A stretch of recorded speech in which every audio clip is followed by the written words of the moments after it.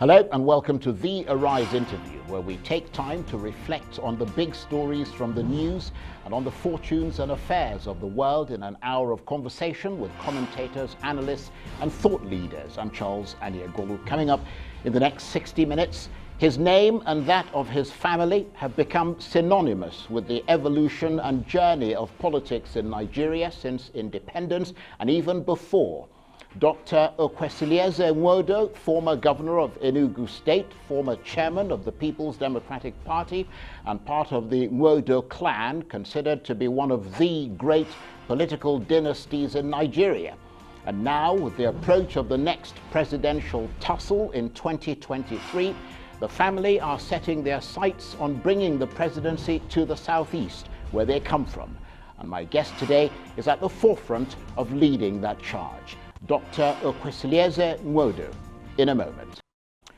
Talk about a towering political dynasty. The Nwodos, a family that's bestrode Nigerian politics since independence, starting with the patriarch Igwe John Nwodo, who was Minister of Commerce and also a Minister of Local Government in the former eastern region of the 1960s. Since then, his sons and relatives have gone on to become deeply involved in Nigerian politics, holding various national and state offices spanning generations, including state governor, national party chairman, ministers, judges, special advisors, and presidential candidates.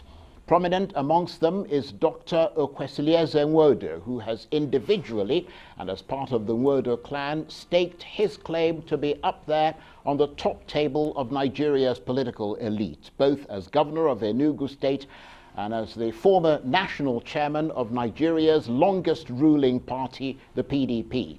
And yet, if his father, Igwe John Nwodo, was looking to pass on his political baton, a much more likely candidate was his elder son, Barrister Joe Nwodo, who, unfortunately for him, was disqualified as a governorship candidate by the military regime. But typically, the family rallied and passed the crown on to my guest today, Dr Okwesilieze Nwodo, who went on to win the ballot. And now he's set his sights on bringing the 2023 Nigerian presidency back to the southeast, where his family come from. Well, in a moment, we'll assess the merits and demerits of his push.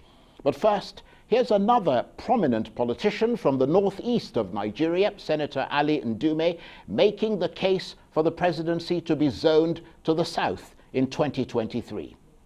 With the president now going to spend 4 years in office, I feel it is only fair for us to allow the presidential candidate of APC to come from the south. Because even our constitution says that a president can only serve 2 terms. So if we are doing this and we have these regions we know, north and south, then the north has done 8 years. Then it is only fair for the south to be given the chance in APC. But that is not the same with the PDP. And I'm not of PDP, but then it is known that Obasanjo comes from Southwest. He spent 8 years in office. Yaradua took over from him. Unfortunately, he spent only, I think, 20 months or thereabout, and then he died, and Goodluck took over from him for 6 years. For PDP, I think they should be thinking about producing their candidate from the north. But if we want equity, justice, and fairness, then the presidential candidate should come from the south. Senator Ali Ndume there, who himself is from the northeast of Nigeria. Well, I'm enormously delighted to say that Dr Okwesilieze Nwodo joins me now in the studio. Thank you very much indeed for coming in. Thank you, Charles. My pleasure. And of course, just listening to him, he's not making the case for the southeast, he's making the case for the south. What's your reaction to that? Well, first of all, let me congratulate and thank Senator Ali Ndume for his fairness, for his sense of equity and justice. At the same time, building on that, if the presidency comes to the south, as we're all expecting that all fair-minded Nigerians will support, I think also that fairness dictates that after Southwest, had been president for 8 years under President Obasanjo. And as we are now, the Southwest is vice president of Nigeria, and will be doing 8 years. As he mentioned, when unfortunately we lost the president, Yaradua, Goodluck had done 2 years as vice president and went on to do another 5 years as president. That's South-South. What is wrong when it comes down to southern Nigeria now for Southeast to produce the president? We are going on the platform of justice and fairness, of equity, of transparency, of unity for Nigeria. What unites us? How do we become Nigerians rather than Biafrans, Pandef, and what have you? Well, we'll talk in a moment about because I mean, on the face of it, what you're saying seems reasonable, but behind what you've been saying has come a threat, which some people are looking askance at. A threat that says that if you don't give us this presidency, we're going to join up with the radicals and the activists who are calling for the state of Biafra, a breakaway state, basically, for the Southeast to break away. I'm going to come back to that because we've got a whole hour. There's a lot to talk about, but I want to set the scene of your involvement in Nigerian politics, because in a sense, you became governor of Enugu state by default, didn't you? I mean, your brother Joe was disqualified and you stepped into the breach to fill his place. That's correct. Tell us about that. Well, let me say that in my family, I was the least politically inclined. I'm a pediatric surgeon, and I love surgery. I could be in the theater for 3 days without seeing my home. You like carving people up? I just love surgery. Right. And before I came back to Nigeria, I had gotten an appointment in Children's Hospital in Los Angeles to do a research on solid tumors in children, because I specialize, as I said, in pediatric surgery. And I was looking forward to that. In fact, my ambition in life was to put my name in medical history before I was 40. That was all I was interested in. Well, as it happened, like you said, my younger brother was disqualified because Babangida disqualified all First Republican politicians. So he couldn't run. And he started quite early as an undergraduate to be president of the Students' Union in Ibadan. And he continued. At a very young age, I think at 37, he became the state secretary of the National Party of Nigeria, NPN. And then he went on to become minister at 40. So he was the one who was really interested in politics. So when he was disqualified, my community really sent a delegation to Lagos to invite my senior brother to run. He was doing very well with his medical practice and was not interested in politics. And he insisted on continuing with what he was doing with his legal profession. But the pressure became so much, and my father stepped in and put pressure on him. And he came. He had very tough primaries with one Reverend Haidon Aguluchi, also in the party at that time. And after they had had 4 gruesome primary elections, they were both disqualified, and he had actually been declared winner of the last one. So following that, there was a meeting of our supporters in Nsukka, and we wanted to raise another candidate to step into my brother's shoes. And to our consternation, they said that it has to be one of us. In other words, the political dynasty was to be preserved, was it? Well, because I mean, that's 3 brothers going one after the other for one position. My people just felt they needed to win this election. And how best did they win it? So when they insisted, they said, well, my senior sister, who's been PAMSEC commissioner and all that, it was not time for a woman governor, and therefore that I should be the candidate. Well, we said that's not the mandate that the family sent us here to.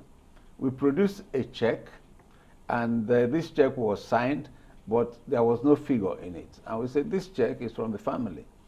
If you get a candidate, tell us what is the budget. We put the figure on the check. And they said, no, they don't want our check. Then we said, no, we don't want the ticket.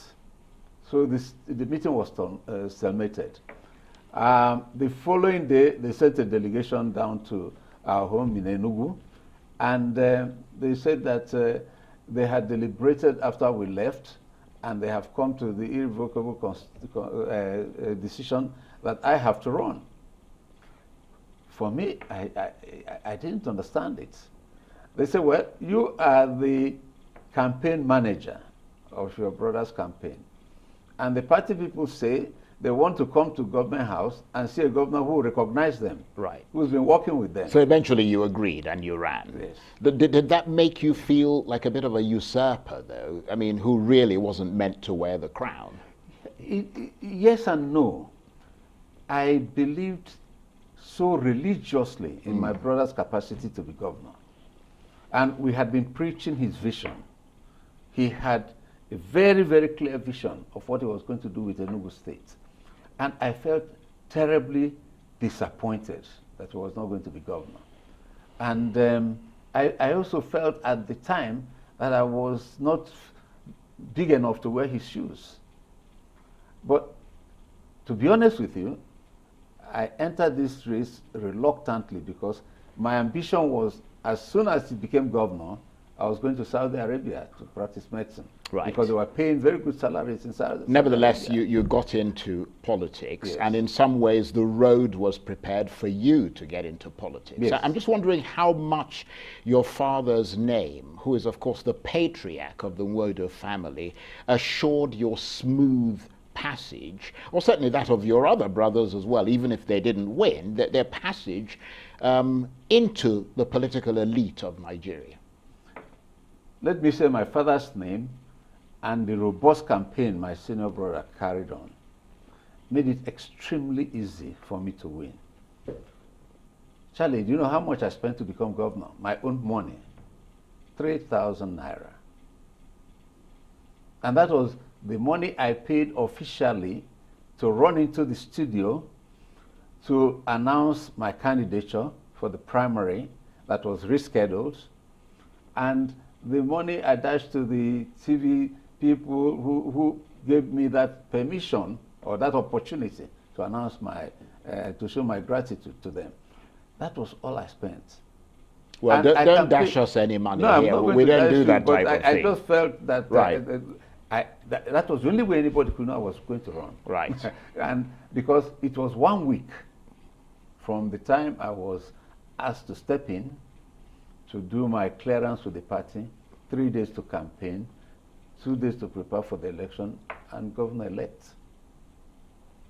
So there's no way I could have done it if it was not that I was carrying a certain name that was already well known. We had a uniform we were campaigning with, right, for my brother's governor, and I put on the same uniform and did my poster. Okay. Because what everybody was wearing. Okay, so let me just said Dr. Nwodo, I didn't even know which one. So it was a smooth ride. Yes, it was. Okay, let me ask you to hold your thoughts. We'll come back to you in a minute. You're watching The Arise interview. Plenty more still ahead as we continue our chat with the former governor of Enugu State and former national chairman of the People's Democratic Party, Dr. Okwesilieze Nwodo. Stay with us. Welcome back to The Arise interview. I'm Charles Onyegolu. Now, when the Nigerian Civil War ended in January 1970, the Nigerian leader Yakubu Gowon declared there was no victor and no vanquished, a phrase that became the motto of reunification between the breakaway southeast region and the rest of Nigeria. But for many people in the southeast, the reunion has been, to say the least, strained and edgy, perhaps even troubled, certainly suspicious. The Igbos, who dominate the southeast zone, say there's little development there, and it's a common perception, not just in the southeast but across Nigeria, that Igbo people are marginalized in a Nigeria that many believe only serves the interests of the two other main ethnic groups, the Hausa Fulani and to a lesser extent the Yoruba. Although every available statistic, both official and unofficial, shows that poverty rates are far higher in the north than in the southeast, how genuine are those complaints of marginalization? Well, my guest today is Dr. Okwesilieze Nwodo, who's the former governor of Enugu State and former chairman of the PDP. He is still with me in the studio. Thank you for staying with us. Thank you very much. And it sounds like you've been relatively low-key recently as far as Nigerian politics is concerned, but this whole thing of Igbo presidency has brought you back into the fray, as it were. Well, let me say that after my stewardship as national chairman, I just decided to take a rest, if you like, sabbatical holiday. But then on my 70th birthday, you know, most newspapers have the profile. Which was last month, by the way. Yes. Yeah. Happy birthday. Thank you. Just 28th of July. Many newspapers have a profile page, and many pressmen requested for interview for this their profile page. And then we start with my childhood, and of course they end up with current affairs and what's going on. And I just had to say my mind when I was asked that question about Igbo presidency. And Charlie, I believe that your introduction is right when you talk about marginalization of the Igbos after the Civil War. If we even go back before this, to what led to the Civil War, okay? Now, there was a coup, a military coup, which was advertised over and above every other thing to have been led by the Igbos, naming Ifajuna and Nzogu as primary actors. But the truth was that they were not just Igbos that did the coup. They were also Yorubas, and there were also northern officers, okay, who were serving under some of these officers, and who went along with what they were doing, okay? Now, unfortunately, the people they earmarked to eliminate out of the four premiers at that time, it was only the premier of the north, Samadu Bello, and the premier of the west, Akintola, that were killed, and then the prime minister. But what followed subsequently, I think, went beyond retaliation for those people that were killed. And I tell you why. The next thing that followed was that the Igbo head of state was killed in a very humiliating manner. And before you say Jack Robinson, over 300 officers of the Nigerian Army of Igbo extraction were also killed. And if that was not enough to retaliate for the killing of the prime minister and the minister in the north, a pogrom was unleashed in which thousands of people were killed. And the Igbos were forced to run back to the east. And when their security could not longer be guaranteed, and they were being still killed, and they negotiated a confederation, the terms of the negotiation were aborted. And then a civil war was unleashed on them, which over 3 million people died. So if the Igbos are paying for the northerners or Akintola or Okotiebo who were killed, who were not Igbos.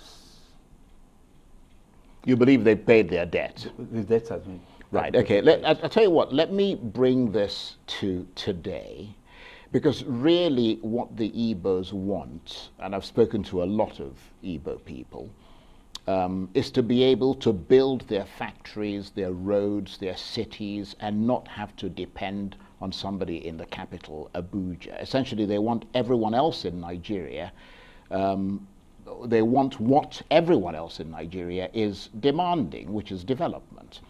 What makes the Igbo case and Igbo yearnings different from the rest of Nigeria? What makes it different is that I believe that the Igbos are bringing to the table Nigeria's unity. The day an Igbo man sits as president of Nigeria, that's the end of the Civil War. That is the end of agitation for Biafra. That is the end of agitation for South-South autonomous entity. That's the end of agitation of Oduduwa state. That's the end of agitation of marginalization and the wanton killing in the Middle Belt. Because it is impossible for an Igbo man to preside over marginalization of anybody in anywhere in Nigeria. But what it means is that he is asking those people to once more unleash genocide on Igbos living in their midst. Yeah, but what you're saying, I mean, some people would argue that it just seems to paint this very rosy, very idealistic picture of what an Igbo person would do as president. Because, I mean, you've got Igbo politicians today. You know, you've got a political class that is full of Igbos. And there is no evidence that they're doing anything better than all the other bad lot who make up Nigerian politics. I mean, there is no evidence of that. There is evidence. What's the evidence? The evidence is that an Igbo man called Dr. Nnamdi Azikiwe. No, that's in the past. No, I'm talking about today. I'm building right, up. Okay. Was at the forefront for the independence of not only Nigeria, but African countries. And after the fight, he was ready to have anybody as Prime Minister of Nigeria as long as we got independence. That is awesome.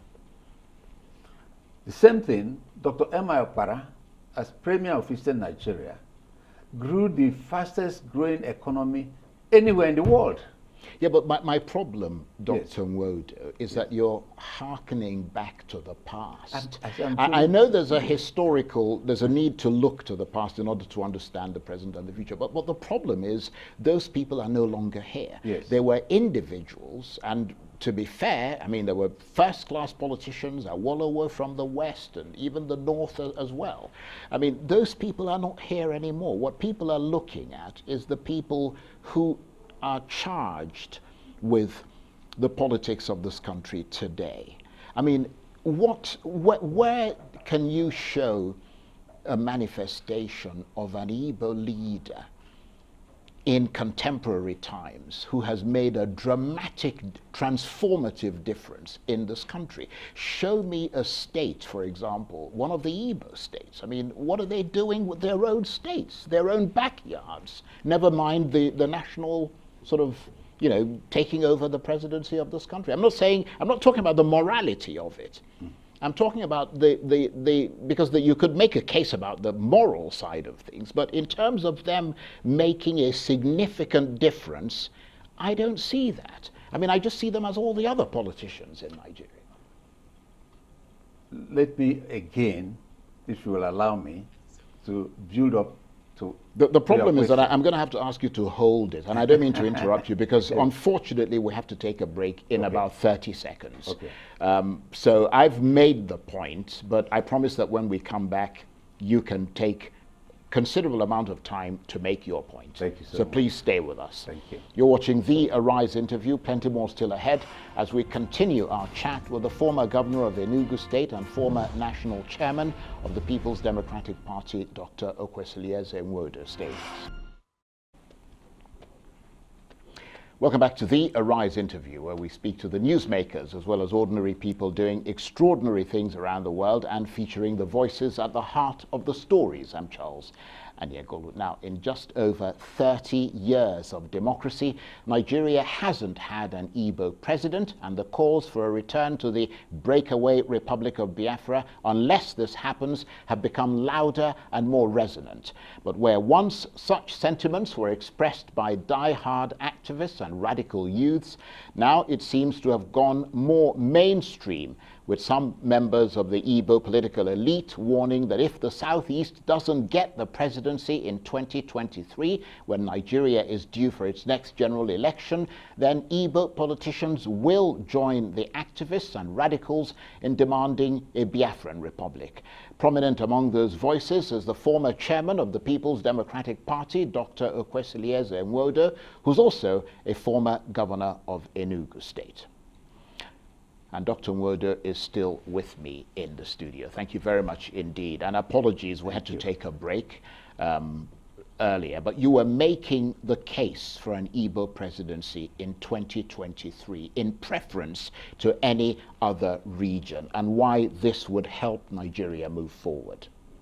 Yeah, I wanted, because your question tended to focus on what has an Igbo leader done that is awesome, that cuts them out as some people that can deliver dividends. I mean a contemporary one, not a historical one. Right. And I want to say that let's just, even if we take the immediate last set of governors, I think that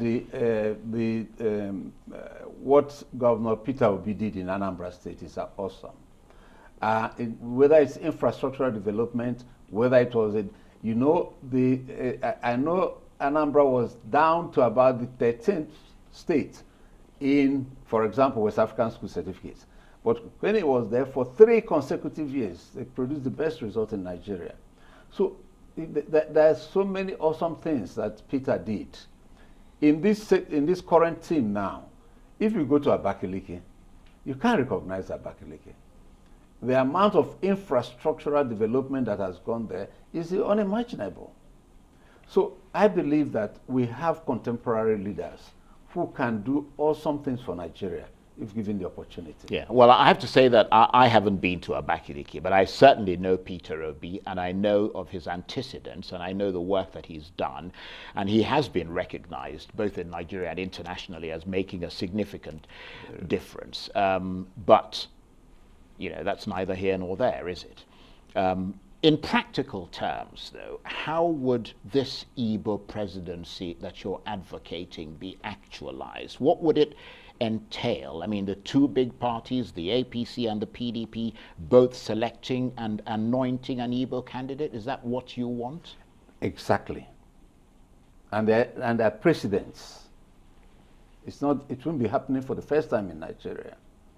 Let's take, for example, after the annulment of June 12th election, the country felt really that Abiola was short-circuited. And his people carried on Nedeku for a long time, asking for justice. Maybe it is under this administration now that justice has come to him. Okay, but even to ameliorate it before now, the 2 most important political parties chose Governor Obasanjo and Olufalaye to run for the election. Let's go to the West and appease them for this. The last election, PDP chose a Hausa Fulani. The APC chose a Hausa Fulani. And win or lose, Hausa Fulani is president today.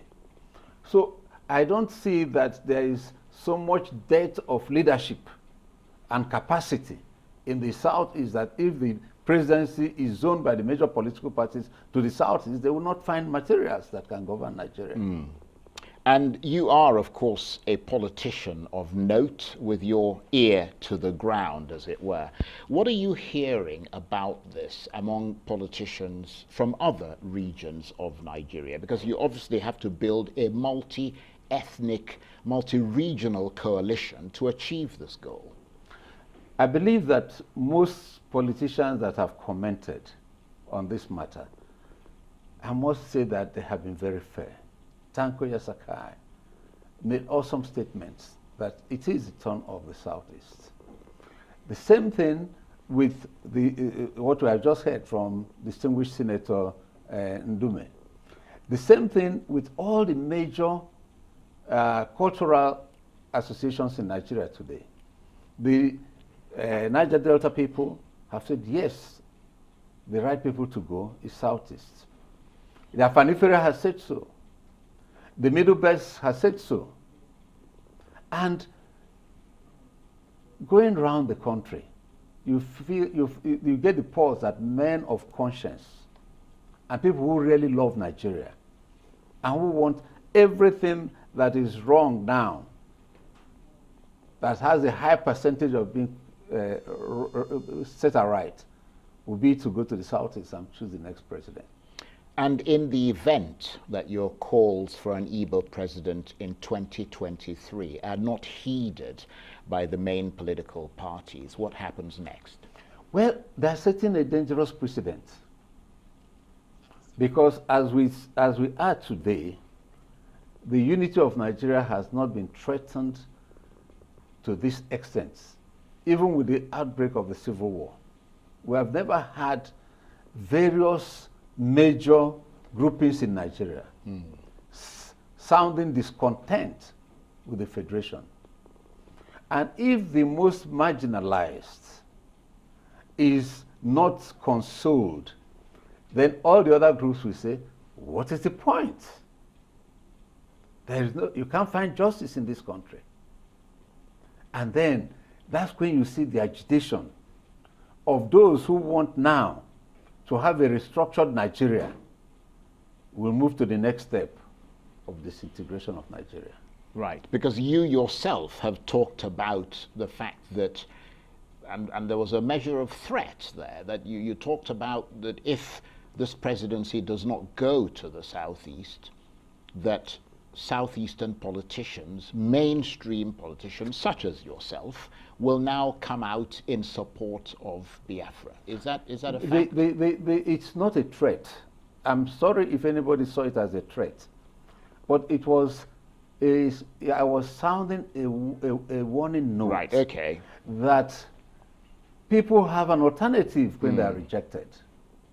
In other words, that it's likely to lead more people in that direction. In that direction. Right. But there are some who will consider your suggestion of either, because that's the way it was written up. Yes. I mean, I don't know if that's how you said it, but that's certainly the way that it came out. Either Igbo presidency in 2023 or Biafra. Some people are going to consider that to be quite incendiary and perhaps even irresponsible. I mean, what would you say to them? No, it's the way that somebody looks at it. Some people have said, I am threatening that Biafra will go back to war. No. Well, that's why I wanted to come from you. How did you say it? Yes, nobody's going to war. What I mean is that if we are rejected in Nigeria, it doesn't mean that we have no alternative. Or if you're perceived to be rejected. Yes, I mean, you cannot beat a child and ask him not to cry. Right. Okay? Now, and therefore, if we have done everything in the past 50 years, endured every marginalization and everything, and after 50 years, we still have to wait for another 50 years before we become Nigerians, and before we can become president of Nigeria, I don't think it's fair. Well, let me take you up on that point of marginalization. Yeah. I mean, can you see the point that many Nigerians have about this issue of Igbo marginalization? Because many of them can't understand the logic, because the Igbo community, arguably more than any other in Nigeria, are doing business in every part of this country and are doing better than most. I mean, I've seen statistics that show that 60% of businesses in Abuja are owned by Igbos. Up to 40% of businesses in Lagos are owned by Igbos. I mean, what then is the basis of that insistence on marginalization when the real issue for most people in this country is economic? Okay. Economically, the Igbos have done very well, and they'll continue to do well. I remember when Air Commodore Umerua was governor in Enugu, one of his classmates way back before the Nigeria Civil War came to visit with him. And he asked him to jump into the car that he was going for an official visit to Onitsha. When they got to Onitsha, he asked him, all these skyscrapers, is this where the whole government money is being sunk? And he told him, not one of them is built by the government. The government hasn't built anything here, not even a bungalow. It is the enterprise of people who came home, no matter how much they had in the bank, were given 20 pounds. And within a short time, this is what they've done with it. This is what they're doing in Abuja, like you said. This is what they're doing in Lagos. This has nothing to do with government incentive.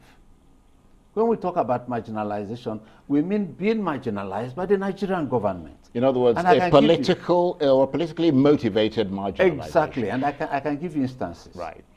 After the Civil War, it was an unwritten accord in the federal government that these rebels cannot be Minister for Defense, cannot be Minister for Finance, cannot be Minister for Internal Affairs, cannot be Chief of Army Staff, Chief of anything. And yet, we have no victor, no vanquished. Yeah, but that changed, though, didn't it? I mean, there was an Igbo man who was Minister of Defense. There have been Igbos who have been heads of the service. This was when Jonathan came to office. And I'm saying that, as we're saying this, look at this eastern region.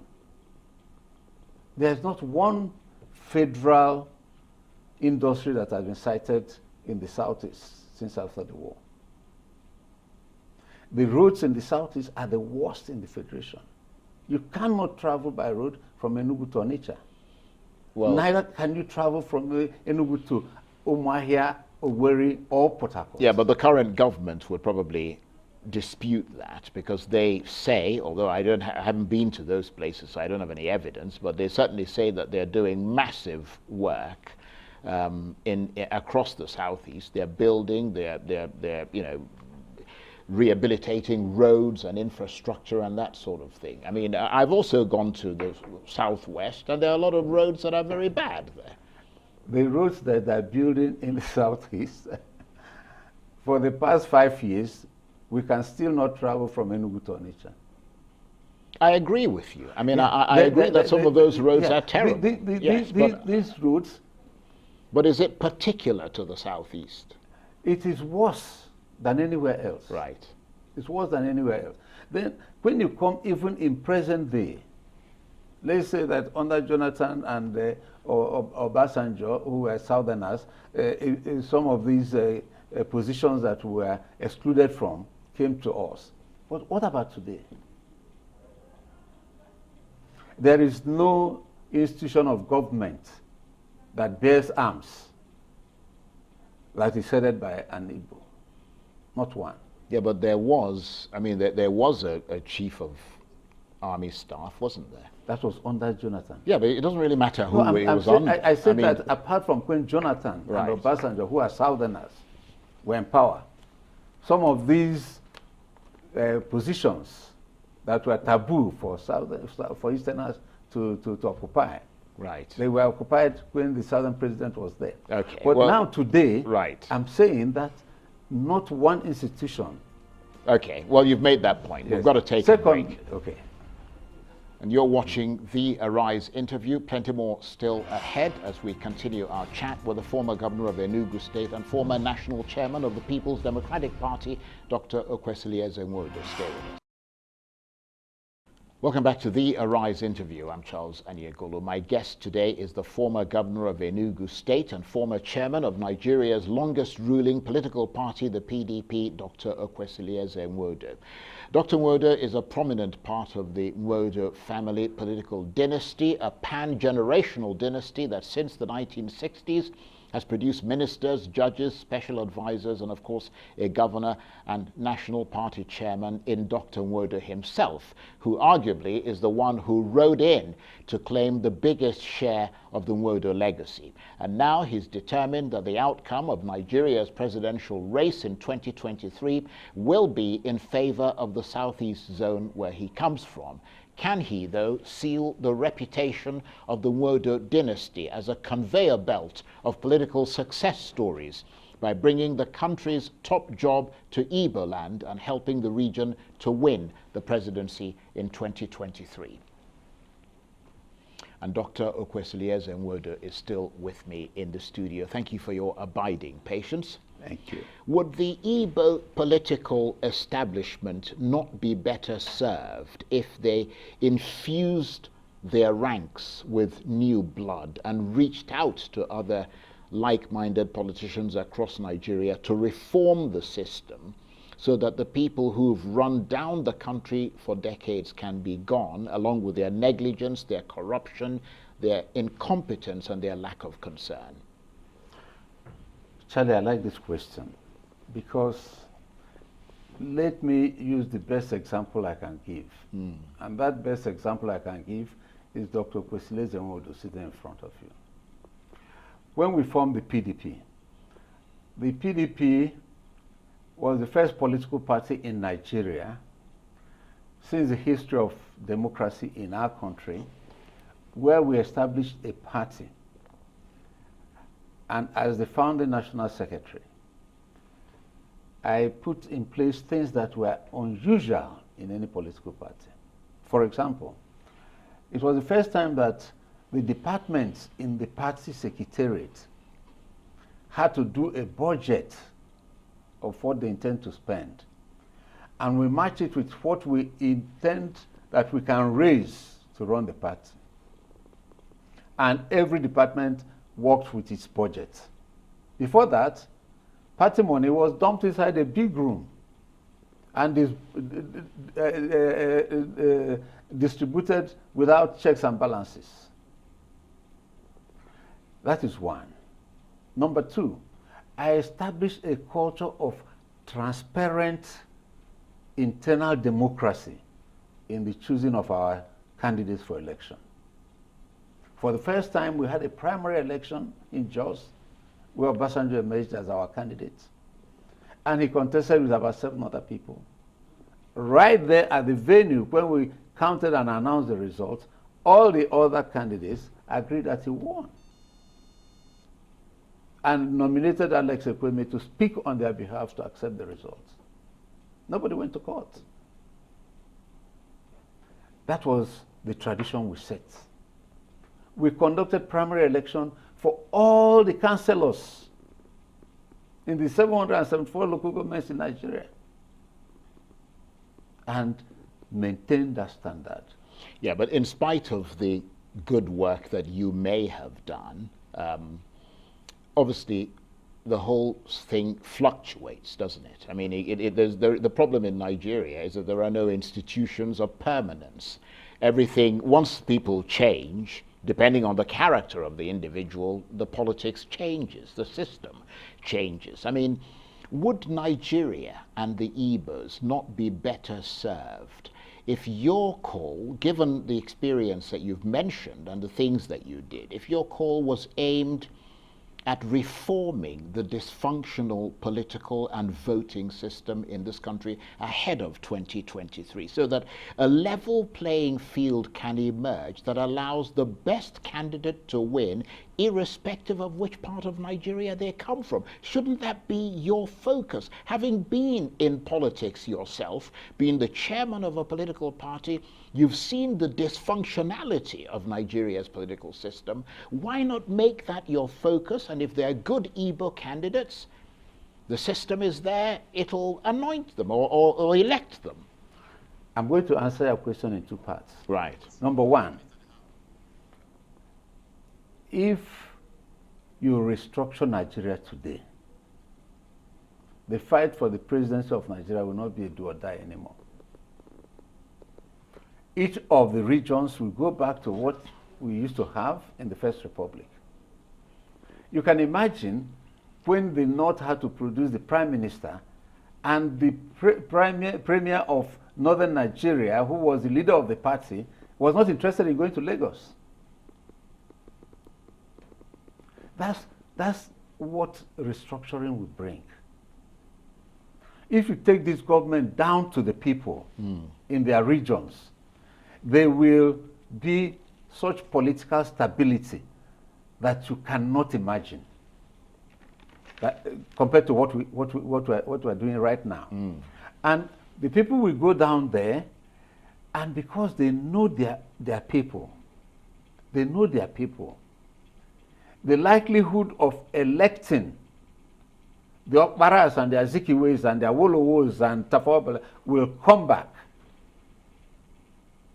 to where people are made to vote for somebody they have never seen, they can't access, but with big party and big propaganda, you railroad people who have no capacity to do the job. So I believe that better quality leadership, better party management, better governance will emerge in the regions. Okay, well, at the risk, we've got about 2 minutes to go before the program comes to an end. At the risk of making you repeat yourself, but so that we are ineluctably clear about the points that you're making, what do you think, Dr. Nwodo, represents the best hope of a better future for Nigeria? Is it an Igbo presidency in 2023, the restructuring of the country to achieve a more just and equitable society, or for the Southeast to break away from the rest of Nigeria and create its own state, country in the region? The first thing that will unite Nigeria and give prosperity to Nigeria is restructuring. And we have time. With the national conference that was held under Jonathan, every debate has been exhausted. And if this government is still not happy with any part of the debate, they can also set a committee to look at it again. But implementing what is available and even tinkering with it and implementing it, it cannot take more than 2 years. 40% or 60% of those recommendations can be implemented by executive order. Maybe 40% will go to the Constitution. And if the National Assembly sees the mood of the country, they will implement those changes. So I think that number one is restructuring, and it is doable and has to be done. Better now than later. Now, if you give anybody the presidency of Nigeria with what we have today, the person must be a magician to turn Nigeria around within 8 years. It's not easy. But we are saying Igbo presidency because it's not that rotation is the best way to produce the best president. But you have to justify that every part of the country has had a taste of this. And therefore nobody is going to be crying blue mother for marginalization. Once that is satisfied, that aspect is now behind us. And then we can now say, okay, you do your election, let the best person from any part of Nigeria rule. But not when you are marginalizing some people. Dr. Okwesilieze Nwodo, it's been a fascinating conversation and just brilliant. Thank you for sharing your thoughts with us. Thank you for being my guest today. Thank you, and thank you, viewers. That's it for this edition of the Arise interview. Do join us again tomorrow from me and the entire team here in Abuja. Bye-bye, and thank you for watching.